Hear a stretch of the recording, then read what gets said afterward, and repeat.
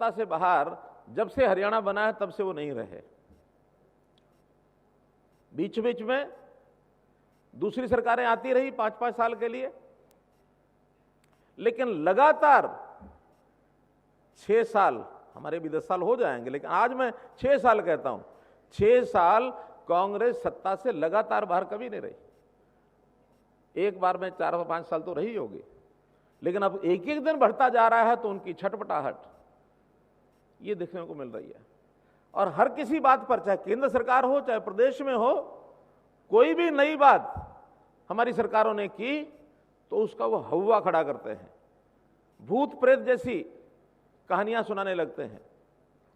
धारा 370 की बात आई, प्रधानमंत्री जी ने 370 को हटाने की बात कही, और जैसे ही पार्लियामेंट में यह पास हुआ कि 370 का प्रभाव खत्म किया जाए, कांग्रेस चिल्लाते हुए नहीं थकती थी, खून की नदियां बह जाएंगी।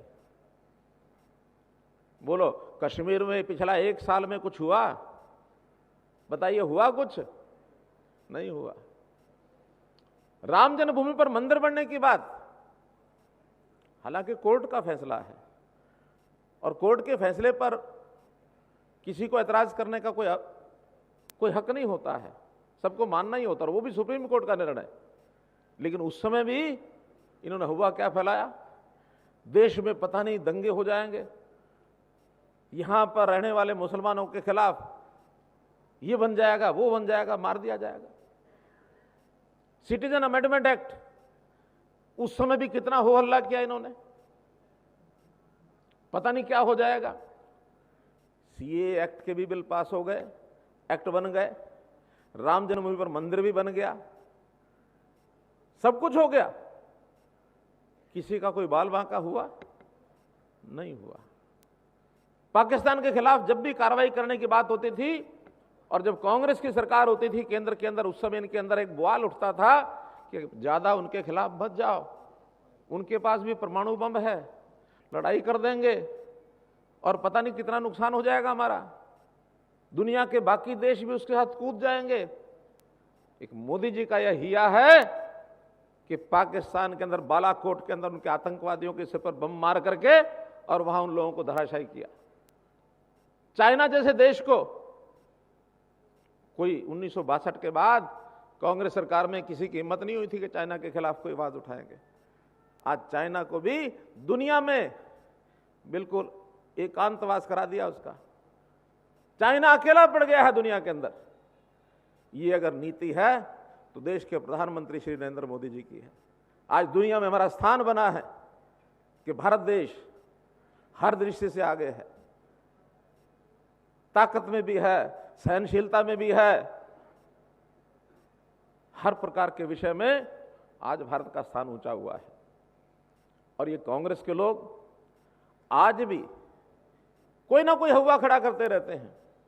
लेटेस्ट अभी का उदाहरण, किसानों के लिए 3 अध्यादेश आए, पार्लियामेंट में कानून बन गए, लेकिन किसान को क्या बहकाएंगे? किसान खत्म हो जाएगा, मंडियां खत्म हो जाएंगी, एमएसपी खत्म हो जाएगा, और जो बड़े बड़े लोग हैं वो आकर के सब चीजों पर कब्जा कर लेंगे।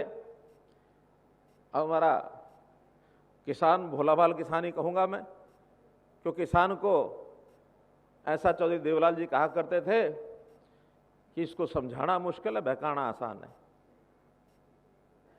तो हमारा किसान भाई शुरू में जल्दी ही बहकावे में आता है, लेकिन जब असलियत पता लगती है तब उसको ध्यान में आता था कि बहकावे में बहका रहे थे हमको। तो इस कांग्रेस ने कुछ इनके पिट्ठू इनके साथ यूनियनबाजी करते हुए साथ लगे रहते हैं, उनको उकसाते रहते हैं, हर प्रकार की मदद करते हैं और शोर मचाते हैं। आखिर लगातार प्रोक्योरमेंट चल रही है, आज 22 दिन से प्रोक्योरमेंट ठीक से चल रही है। शुरू में 1 सप्ताह तो कठिनाइयां कई आती हैं, लेकिन आज 27 तारीख हो गई, शुरू के 5 दिन छोड़ दिए जाए तो 22 तारीख से प्रोक्योरमेंट भी ठीक चल रही है। मंडियां भी सारी चली हैं, मंडियों के अलावा जितने परचेज सेंटर हो वो भी खोले गए हैं, चाहे बाजरा के हों चाहे धान के हों। कपास की भी प्रोक्योरमेंट ठीक से चल रही है। पिछली बार कोई 15-16 स्थानों पर खरीद हुई थी, इस बार 30 स्थानों पर कपास की परचेज हो रही है, सीसीआई कर रही है, सबको पेमेंट 70% किसानों को पेमेंट डायरेक्ट उनको जा रही है उनके खातों में। कहीं एमएसपी खत्म हुआ नहीं, कहीं मंडियां खत्म हुई नहीं, किसान को तसल्ली हो गई कि हमको बहकाया जा रहा था। और ये बहकावा में आने वाले किसानों के जो नेता हैं, कुछ छुटपुट नेता वो हैं, इन किसानों के लीडर बने हुए हैं। हम भी चाहते हैं, उनको समझाते हैं, बात करते हैं कि भाई लोकतांत्रिक तरीके से, शांतिपूर्वक तरीके से आप अपनी बात कहो, कोई दिक्कत नहीं, प्रदर्शन करना तब भी करो, लेकिन एक सीमा से आगे बढ़कर के नहीं करो। ये लोग पुतले जलाते हैं, जगह जगह पर प्रदर्शन करते हैं, हमें कोई बात नहीं, लेकिन एक सीमा उस समय पार होती है जब ये कहते हैं कि दशहरे के दिन जैसे रावण का पुतला दहन किया जाता है, ऐसे हम प्रधानमंत्री का पुतला दहन करेंगे। ये सीमा, इस सीमा का उल्लंघन किसी को नहीं करना चाहिए। आखिर वो प्रधानमंत्री जो राम जन्मभूमि के ऊपर जाकर के विशाल राम मंदिर बनाने की कल्पना को आगे बढ़ाते हैं, उनको हम राम भक्त कहेंगे। जो राम भक्त है वो रावण के बराबर उसकी तुलना की जानी चाहिए क्या? ये शर्म की बात है। तो ये चीजें हमको सबको समझनी चाहिए। तो मित्रों, आज इस अवसर के ऊपर जैसा मैंने बताया, एयरपोर्ट का पहला चरण शुरू हुआ है। एयरपोर्ट की जो रनवे का बनाने का काम आज भूमि पूजन हुआ है, काम अलॉट कर दिया गया है। 165 करोड़ रुपए का ये काम है। और जैसा 306 विकास की परियोजनाएं हैं, ये भी 1688 करोड़ रुपए की ये परियोजनाएं हैं। तो कुल मिलाकर के 1843 करोड़ रुपए का इस काम का आज उद्घाटन और शिलान्यास किया गया है। इसमें प्रमुख विभाग जिनका सब जिलों के अंदर शिलान्यास हुआ है, उसके अंदर पावर डिपार्टमेंट है, पंचायती राज डिपार्टमेंट है, पीडब्ल्यूडी है, हायर एजुकेशन है, हेल्थ के भी 10 प्रोजेक्ट हैं, इरिगेशन के 13 प्रोजेक्ट हैं, एनिमल हस्बेंड्री के 22 है, मार्केटिंग बोर्ड की 15 सड़कें हैं। तो ऐसे फुटकर विभाग भी, तो कुल मिलाकर ये 306 परियोजनाओं के काम के अवसर पर आपको बहुत बहुत बधाई। हमने जब सरकार के इस दूसरी टर्म में आकर के शुरू किया, तो उसमें जो हमारे पहले के विषय थे उनको सबको हमने चालू रखा। ये वर्ष विशेष हमने सुशासन के नाते से और इसको बनाने की बात की थी कि 2020 सुशासन संकल्प वर्ष होगा।